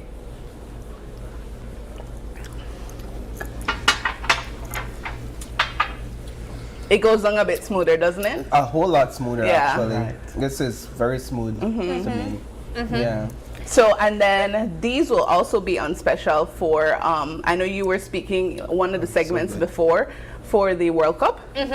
Mexico is playing on Thursday. Yes. They're the first match with South Africa. South Africa, sorry. South Africa. These will be on 10% discount. Excellent. Ooh, right. So that's more reasons to come into Madisco. So you'll get these on sale, and then you'll also get a chance to enter the raffle. Mr. Mogel, what would you like to add to the conversation? Well, to be honest, it is at this particular time we need to take the opportunity to not only recommend but as well strengthen the relationship with our clients. Our daily clients, we artfully appreciate their business. So we once again appreciate them to join us, not only at Madisco, but as well in all the events that we carry on. Currently, go ahead. I was going to say one of the events that you guys are planning to be present at is the Mango Fest. Right. Tell us a bit about what This is where I'm following, right? We will be scheduling that event. It'll occur at Hopkins, June 13 and 14. That is the date being scheduled for that. So it would be a Saturday and a Sunday. It is scheduled time opening at 10 in the morning and will be at 6 in the evening for both days, Saturday and Sunday. Location wise would be in the main road, in the main street where Hopkins is, right in front of the church. So we will be there showcasing our products, hospitality line as well. We will have as well some other liqueurs and spirits. Plus we will be launching our new XXL products, both mango and as well watermelon. That's the wine, right? Right. Yes. That's the wine, Nepal. Tell me. Yes. It's quite intense. I only need one. It's a vibe. It's more of a vibe. What I love about wine, I mean, if I could share from personal experience, growing up, it was always like a club, Yeah. Like only certain people drank wine, but it's evolved to something much more like we see people doing, like I said, they're mixing it like for sangria. Yes. So if you can't drink it like this, you could adapt. And that XXL wine is a perfect example where it's for the younger generation. Yeah, absolutely. It's marketed as Moscato without manners. Oh, I love it. Yeah. I love that story that you were telling as well, because I remember as a kid thinking of wine as kind of like the grown-up drink. Yeah. I can't wait until I get like a lady so I could drink wine, because I see my mom drinking wine, and now it's kind of like, it's a cool kid type thing too. Correct. So this is fun. I know that you guys remain busy as always, and so seeing something lined up for dads is no surprise to us. Aisha, remind us once more of the raffle opportunity, when the date closes, and how people can be a part of it. Okay, so once again for Father's Day, fathers can either win a one-night staycation for two at Sunbreeze Hotel in San Pedro, or they can win a DeWalt tool carry case filled with the El Ultimo tequila, XXL wines, shot glasses, and yard cups. And to enter, they just need to simply spend $25. That's an easy way to enter. Spend $25 or more at either one of our branches in Belize City, in Belmopan, San Pedro, or Stan Creek. What's the price range on these different products that we have here, including the El Ultimo Agave? I really like it. It leaves the taste in your mouth long after. Yeah. And it almost starts to get candy like, to me, like it starts to get sweet. Yes. You got a very reminiscent candy flavor after. in the back of your Did you have throat. some gum or something before? I almost feel like Well, I mean, if the viewers are listening, hint, hint, Paul needs a tequila for Father's Day. That's what it sounds like. And specifically the listen. El Ultimo Agave. What's the price range that we're looking at? These ones with the discount, it will be just about under $70. Oh, not bad. Yeah. Good. And this is blue agave. That's what I must stress. So you can make other drinks with this too, right? Correct. And that would make some amazing flavorful drinks. Yes, yes, I agree. really I've hype up recommended this it to thing. people that have come in and they've loved it. Yeah. And then in terms of the wines and The wines have different price range, honestly. Anyone who steps in, I always ask them, you know, are you looking for a specific price range, a specific varietal? Are you looking sweet, not sweet? What's the event for? So, I mean, if anyone has any questions, they could feel free to reach us via WhatsApp. We have an Oasis WhatsApp number that is 600-3389. So they could contact me and I'll be able to assist them in anything. And then on top of that, we also have a tasting room at Madisco. Yes. Tell me about that. So that's used for, you know, the bigger corporate companies. They have Christmas parties, galas, mixers, and not everyone is a wine connoisseur, right? So we kind of take that off your plate. So if you would like to feature 2 reds, a white, and a sparkling, you know, based on your menu, if you have a menu, we cater around that. You're able to come to Madisco in the tasting room and taste the options that we have for you. Just quickly, I also gathered that you all could put together a little package. Correct. For like We Father's also Day. we also do gift baskets. So we'll put in there tequilas, whiskeys, rums, wines, and then anything that we have to offer in as products that could add on. We have like lotions, we have candles, we have the morning syrups that you were purchasing for your matcha. It's like the sweeteners, the Yeah. syrup sweeteners for your drinks. I got mine for matcha. It's like a matcha flavor. It's called one. morning syrup. I didn't know Morning. that was the name of it. Yeah, that's what it's called. And the line is I like quite that. intensive. Yes. So people use it in cocktails. So we have flavors like pomegranate, guava, we have blue raspberry. There are coffee flavors like hazelnut, vanilla, And they're caramel. pretty affordable too. Yes. Clearly. All right. Well, guys, thank you so much for joining us. As we wrap things up, I'll ask, what's your message to the dads this year? The dads. What do we have to tell the dads? Go ahead, David. Yeah. What's your message to the dad, David? Well, as we all know, right, we have a huge selection in terms of both liquor, spirits, and even wines, as I mentioned. I would advise them to take the visit, take the opportunity, right, to visit us. Not only for them to expect to give, but as well them to give, right, and as well the moms and the lovely ones watching us. I would always recommend them visit us. We can recommend that for a special battle for your special someone, right? Of course, we will look forward to promote, right, and as well showcase our Ultimum and the other exquisite wines that we have. Excellent. All right. Well, thank you guys very much. Madisco doing it again, and we wish you guys all the best. Thank you. Thank you. All right. Well, we do have to take one final break, but don't go anywhere. When we come back, we'll wrap things up.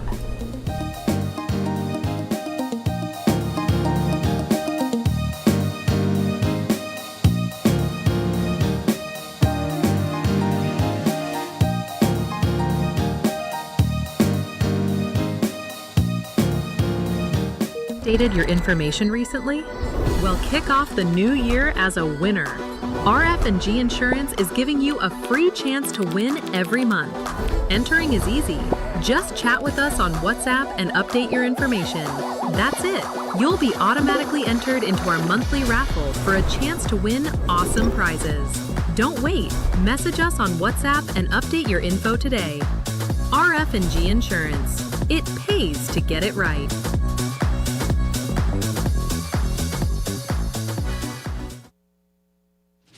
Belize wakes up connected to opportunity. And across our country, the work to keep Belize connected continues. SMART continues expanding our network across the country, bringing stronger coverage to more communities. With recent service enhancements in areas at Blue Creek and Progresso, Belize City, Orange Rock, and more on the way. Where bringing education closer to home, empowering entrepreneurs to grow their businesses, supporting industries that drive our economy, and keeping families connected wherever life takes them. With every expansion, we are investing in the infrastructure that moves Belize forward. Because connection isn't just about signal, it's about opportunity, progress, and the future we are building together. Smart, bringing people together.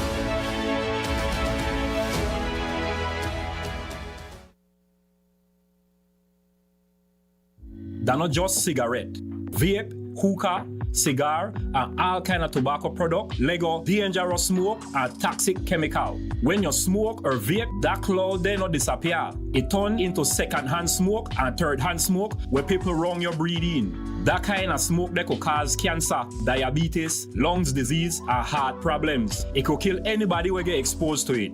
If you smoke or vape, go outside, far from people. Everybody deserves to breathe clean air.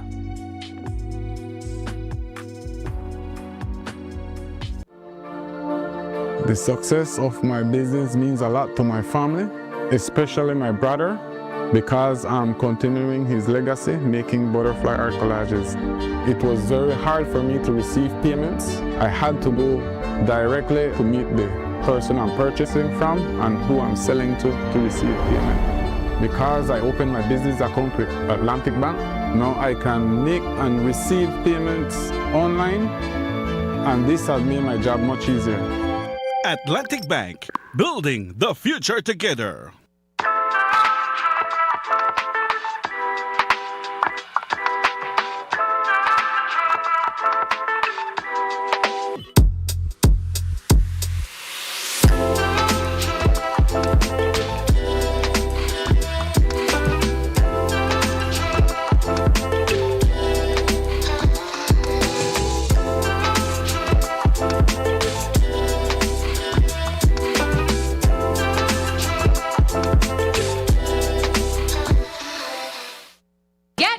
Dangriga, something big is coming your way. Open your eyes, Summerfest 2026 is heading to the culture capital, Dangriga. Join us on June 12th at 6:30 a.m. at the iconic Alejo Beni Park for a morning filled with energy, excitement, and pure talent. This year, it's all about the kids, from singing to dancing, poetry to performances. If they've got talent, we've got the stage. Bring out the entire family and come celebrate creativity, culture, and the future stars of Belize. Expect fun, music, surprises, and unforgettable moments. Don't miss it. Open your eyes, Summerfest 2026, where young talent shines the brightest.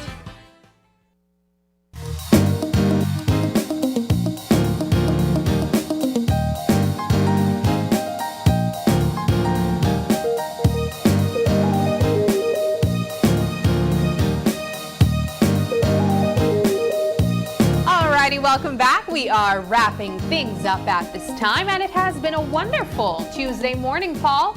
I thoroughly enjoyed every conversation that we had this morning, starting things off with recognizing the bilateral relationship that we have with Mexico. We were joined by the ambassador of Mexico to Belize, and it has been a wonderful conversation with her, I must say.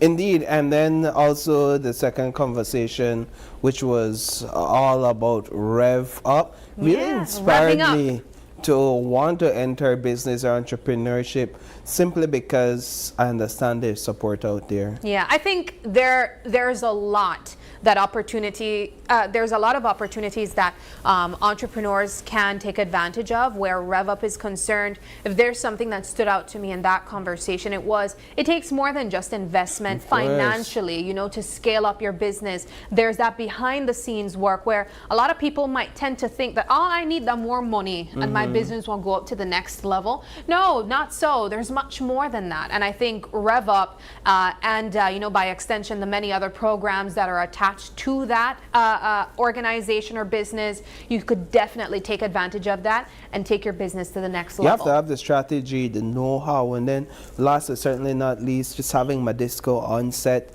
speaking with us about their Father's Day celebration. How you feel about tequila 8 o'clock the morning, pa?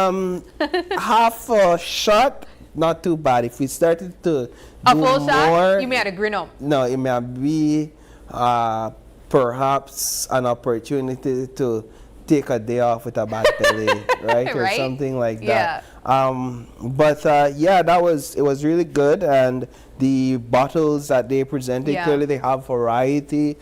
So it's not only for dads, but dads could buy keeping mom in mind as well, you know. All right, let me buy something I could share, because mommy might know tequila, but she might want something middleware too, or we could enjoy, and so they have that as well. And of course the raffle, huge prizes there, and then they'll also be at Mango Fest. But even before people start to go to Mango Fest in Hopkins on Saturday, on Friday, we paved the way with Summerfest. Yes. In Dangriga. That's a stone's throw away. Yeah. But we went there at Dangriga Friday, and it's all the talk across the company. Who going, who want it there. I understand we have some of our business partners, Open Your Eyes partners, that will be there as well, celebrating with us. We made a talk a little bit with Chicken Dread last Friday, week. because the chicken is so good that we said, man, if only we could make audience that Dangriga try Chicken Dread, try some of this chicken. And I understand that conversation still to go on, nothing finalized yet, but if we could get Chicken Dread down there, that would be exciting. That would be awesome. But what we do have, we have some amazing talents that will take the stage. Yeah. We actually did an audition for Summerfest this year. We went down to Dangriga a couple weekends back, and we auditioned children. Like a KTV? Just like a KTV, yeah. So yeah, it's wonderful, and I'm definitely looking forward to it. This is my first time going out district to highlight Summerfest. I'm not sure if we've ever done something like this before, but I know that this is our way of trying to ensure that every child across the length and breadth of this country get an opportunity to highlight and show themselves on our platform. But we do have to wrap things up at this time, and it has been a wonderful morning, as we mentioned earlier. It is June 9th. And if you're celebrating a birthday today, happy birthday to you. If you'd like to give a birthday shout out, or if you have any questions, comments, or concerns, you can send us an email at oye@greaterbelize.com. you could also catch us live on Facebook every weekday morning at Open Your Eyes BZ, or Instagram for all the behind the scenes content. That's OYE Belize. We'll even have TikTok. You could join us on TikTok at openyoureyes.bz. And we also have a cell phone number as well, where you can call us or text us. That's 675-2555. But please do us a favor and join us again tomorrow when you open your eyes and start your morning right. Until then, be sure to keep your eyes, your minds, and your hearts wide open. Have a wonderful Tuesday, Belize. Good morning, and we will catch you tomorrow. Bye.